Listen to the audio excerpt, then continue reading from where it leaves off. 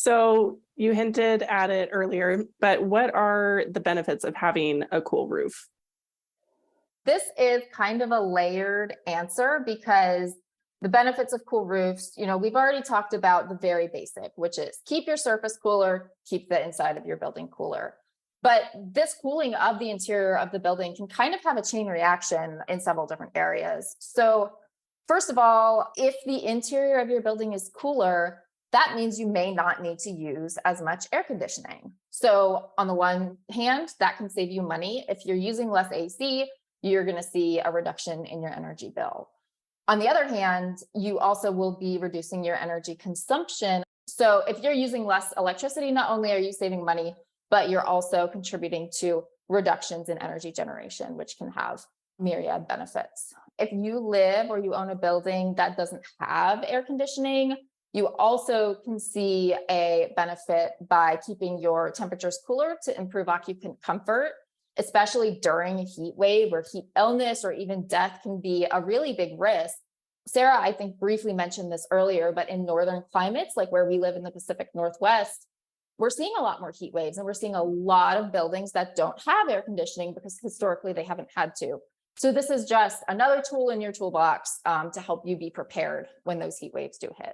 If you're keeping your roof surface cooler by reflecting more sunlight, you could potentially see an extension of the service life of that roof because it's not heating up as much. It might not be experiencing some of the wear and tear that it would be.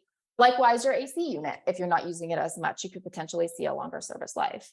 And then lastly, cool roofs and exterior walls can also have some benefits related to mitigating the urban heat island effect.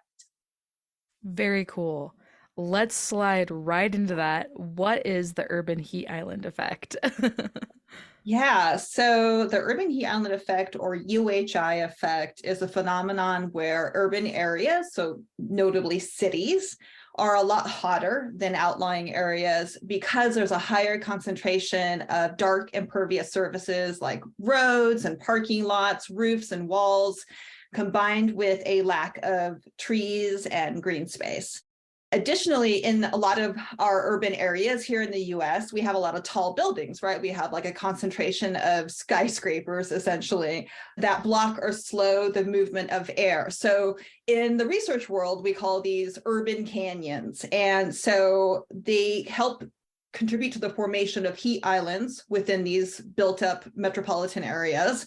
And then it's exacerbated by any waste heat that is exhausted by air conditioning units and cars. So you can imagine there is this effect where during the day, solar radiation or sunlight is being absorbed into all of these dark impervious areas as heat, right? That transfer of energy as heat.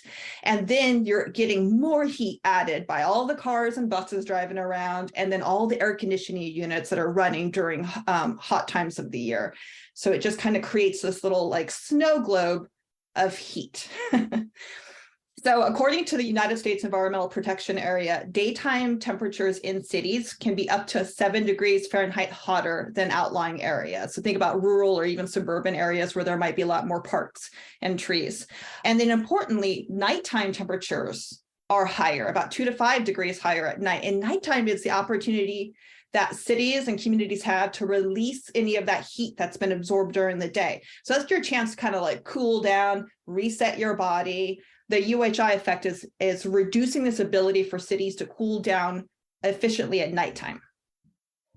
And then to even get more confounded there or more complicated is the presence of smaller, more intense heat islands within urban areas. And these, unfortunately, are oftentimes located in low-income communities and communities of color. So this is also an issue of equity, or rather inequity. So I can imagine what the risks are of an urban heat island, but why don't you share with us what are some of the risks of this snow globe of heat? Well, I guess heat dome would probably be a better, although that technically means something else. But yeah, there's kind of a cascading effect or risks associated with urban heat islands. But the two that come to mind most prominently are the negative heat health impacts due to exposure to higher temperatures.